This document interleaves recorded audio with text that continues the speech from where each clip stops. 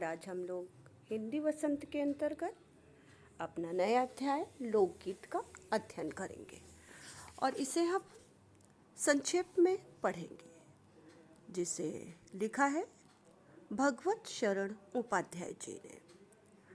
ये एक लोकगीत है और हमारे कवि ने, हमारे लेखक ने इस पाठ के माध्यम से हमारे लोकगीतों की परंपरा का वर्णन किया है कि हमारे पुराने लोकगीत चैता, कजरी और प्रेम युक्त गाले वाले गीत, विवाह के अवसर पर गाए जाने वाले गीत, मटकोड़, ज्योनार के लिए गीत या मुंडन आदि के गीत, जो अब सिर्फ एक लोकगीतों की खाली एक परंपरा रह गई है, जिसको हमें पुनरुद्धार भी करना होगा।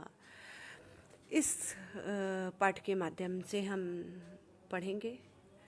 तो चलिए शुरू करते हैं अब हमारा आज का अध्याय लोकगीत। आज लोगों की रुचि लोकगीत व संगीत की ओर बढ़ी है। विविध बोलियों में लोकगीत व साहित्य लिखा जा रहा है। लोकगीतों के अनेक संग्रह प्रकाशित हो चुके हैं। प्रांतीय सरकारों ने भी लोक साहित्य के पुनरुद्धार में सहायता की है। यानी आज लोगों की रुचि संगीत की तरफ बढ़ गई है। लोग अनेक बोलियों में गाए जाने वाले लोकगीतों में लोकगीत साहित्य लिखा जा रहा है और प्रांतीय सरकार यानी उस क्षेत्र की सरकारों ने भी इसे पुनः जीवित करने के लिए अपनी पूरी सहायता की है। और आदिवासी का यह संगीत मध्य प्रदेश, छोटा नागपुर आदि क्षेत्रों में फैला हुआ है। आदिवासियों के ये गीत बड़े बड़े दलों में गाए जाते हैं और उनकी धुनों पर नृत्य भी किया जाता है। पहाड़ियों के अपने अपने गीत हैं। अशास्त्रीय होने के कारण उनमें काफ़ी समानता है। इन गानों के गाने की अपनी अपनी विधियां हैं। इनका नाम पहाड़ी पड़ गया। यानी कहने का अभिप्राय ये है कि पहाड़ी और आदिवासी हर जगह के अपने अपने लोकगीत हैं और इन्हीं वजह से उनके नाम ऐसे पड़े, क्योंकि आदिवासी क्षेत्रों में बड़े बड़े दलों के साथ यानी एक एक बड़े ग्रुप के साथ ये लोकगीत गाए जाते हैं और उनकी धुनों पर नृत्य भी किया जाता है। यानी एक दल जवाब देता है तो एक दल प्रश्न करता है। ऐसे इन लोकगीतों की परंपरा चलती है। और पहाड़ी गीत गानों की भी ऐसी कई विधियां हैं। गाने गाए जाते हैं जिनके अपनी धुनें हैं, अपने अपने राग हैं। इस वजह से इनका नाम पहाड़ी पड़ गया। और वास्तविक लोकगीतों का संबंध गांव से है। इनमें बड़ी जान होती है। चैता, कजरी, बारामासा आदि लोकगीत मिर्जापुर, बनारस, उत्तर प्रदेश के पूर्वी और बिहार के पश्चिमी जिलों में गाए जाते हैं। इन देहाती गीतों के विषय रोजमर्रा के बहते जीवन से होते हैं। इससे वे सीधे मर्म को छू लेते हैं और सभी लोकगीत गांवों और इलाकों की बोलियों में गाए जाते हैं। इन गीतों के राग आकर्षक होते हैं। यानी कहने का अभिप्राय यह है, लोकगीतों का संबंध गांव से है। इनमें बहुत ज़्यादा जान होती है। यानी इनमें बहुत ताकत लगाकर बड़ी खींचने और तेज आवाज़ में गाए जाते हैं। चैता, कजरी, बारामासा आदि अनेक लोकगीत हैं जो मिर्ज़ापुर, बनारस, उत्तर पूर्व की तरफ बिहार, पश्चिम जिलों में गाए जाते हैं। और इन देहाती गीतों में इनका विषय रोज़मर्रा की जीवन से संबंधित होते हैं, जो हमारे हृदय को स्पर्श कर जाते हैं। यानी बहुत सी ऐसी हमारी समस्याएं हैं जिनको वो गीतों के माध्यम से गाते हैं।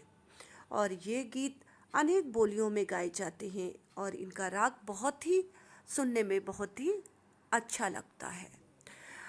भोजपुरी में पिछले 30-40 वर्षों से विदेशिया का प्रचार हुआ है। गाने वाले समूह इन्हें गाते हुए गाँव में फिरते हैं। जंगल की जातियों आदि के भी दल गीत होते हैं। ये अधिकतर विरह में गाए जाते हैं।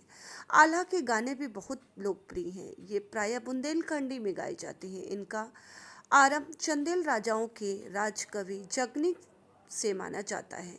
इन्हें गाने वाले गांव-गांव में ढोल लिए फिरते हैं। और हमारे देश में स्त्रियों के गीतों की संख्या अनंत है।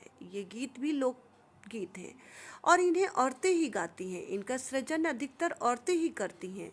विभिन्न प्रकार के ये गीत विभिन्न अवसरों पर स्त्रियां गाती हैं। नारियों के गाने आमतौर पर दल बांधकर गाए जाते हैं। गांवों और नगरों में गाने वालियां भी होती हैं। विवाह, जन्म आदि अवसरों पर बुला ली जाती हैं। सभी ऋतुओं में स्त्रियां दल बांधकर गाती हैं। यानी हमारे देश में स्त्रियों के गानों की संख्या सर्वाधिक है, अनंत है, जिसकी कोई गिनती नहीं। ये गीत लोकगीत हैं और इन्हें हर शुभ अवसर पर गाया जाता है। ये किसी अन्य विभिन्न प्रकार के गीत होते हैं। विवाह पर गाए जाने वाले गीत, मुंडन अवसर पर गाए जाने वाले गीत, कजरी, चैता आदि गीत, और मटकोड़ यानी विवाह के समय जब मिट्टी लेने जाते हैं उस समय के गीत, मुंडन के गीत।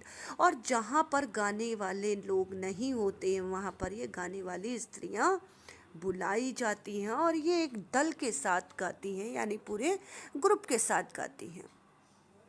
पूरब की बोलियों में अधिकतर मैथिली, कोकिल, विद्यापति के गीत गाए जाते हैं। स्त्रियां ढोलक मदद से गाती हैं। उनके गाने के साथ नाच का पुट भी होता है।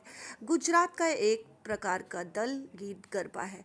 यानी पूरब की बोलियों में अधिकतर मैथिली की बोली में गीत गाए जाते हैं। स्त्रियां ढोलक की मदद से गाती हैं, यानी ढोलक की थाप से उनकी लय और ताल चलती है। उनके गाने सदा नाच का मतलब उनके गानों में इतना अच्छा रिदम होता है कि इतनी अच्छी सुरताल होती है कि नाच भी होता है। गुजरात का एक प्रकार का दल गीत गरबा भी है और गुजरात में ये गरबा गीत भी होता है।